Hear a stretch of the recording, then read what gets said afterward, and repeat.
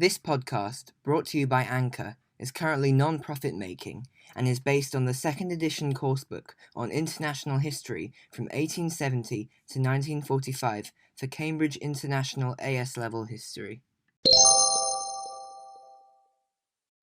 On August 23, 1939, Nazi Germany and the USSR signed the Molotov-Ribbentrop Pact, also known as the Nazi-Soviet Pact, which was a non-aggression pact between the two countries.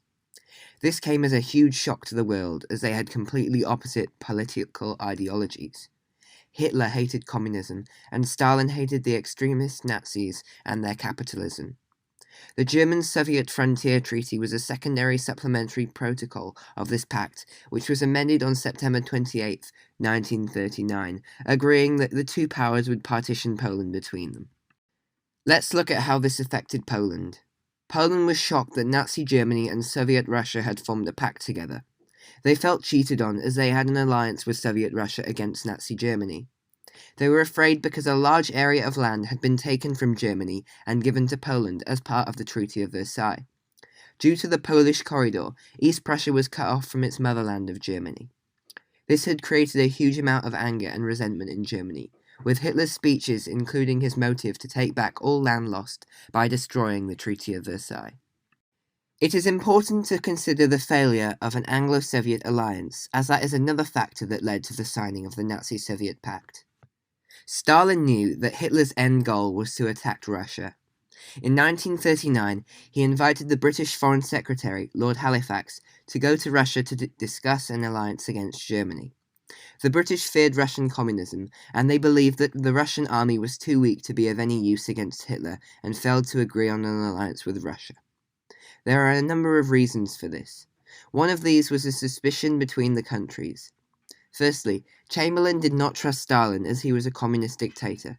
Additionally, he did not want to concede into Russia's demand of being allowed to control Estonia, Latvia, and Lithuania. Secondly, Stalin thought that Britain wanted to trick them into a war with Germany to solve their problems of Hitler's extremism and the Soviets' communism.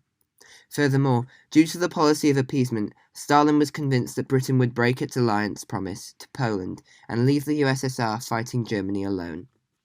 Another reason concerned the invasion of Poland.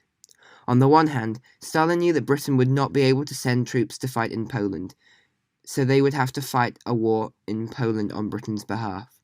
Meanwhile, on the other hand, an alliance with Hitler was promising him with peace, at least for the time being, half of Poland and a sphere of influence over Eastern Europe. Finally, Stalin was put off by the British delay. At first, Lord Halifax had refused Stalin's offer of a meeting, and when the British actually sent an official, he could not make any decisions. In the end, Stalin got fed up and was insulted by the British delay. Now, a summary of reasons why both Hitler and Stalin signed the pact. Hitler signed the pact because Germany did not believe their military was strong enough to face the USSR, so they wished to gain some extra time to continue building up their military. Hitler also wished to use the assistance from military capabilities of the USSR to further expand the German Empire, to achieve his goal of Lebensraum quickly and gain more supplies, resources, and arms to face the allies of Britain and France. Finally, Hitler knew that only Russia could keep Britain's promise of protecting Poland, so he stopped an alliance between them by forming one with Russia himself. Stalin signed the pact because the alliance with Britain was failing, and Stalin needed clear security. He was also insulted by Britain's slow negotiation.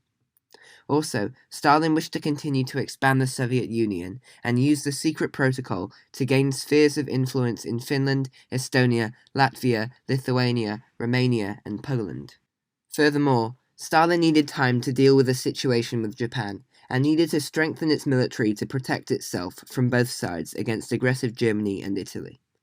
All in all, Stalin hoped Russia would gain from a long war, as Britain, France, and Germany would likely exhaust themselves. The pact had a few important impacts. Firstly, it allowed Hitler to invade Poland, as he knew that Britain couldn't do anything to defend them. Also, it temporarily protected him from an attack by the Soviets, so he was able to focus on his western border. Secondly, the pact ended the hopes of the British people, who believed an alliance with Russia would stop Hitler. They now came to the realization that nothing but war could stop Hitler now.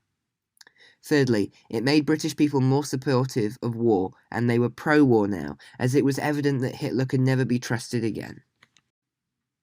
Thanks for listening to another episode of my podcast. The next episode will be about the invasion of Poland by Germany and the USSR, which began on the 1st of September 1939. The episode should be released within the next couple of weeks, as I am still studying the topic. Goodbye, and thanks again. This is the end of the podcast. Thank you for listening.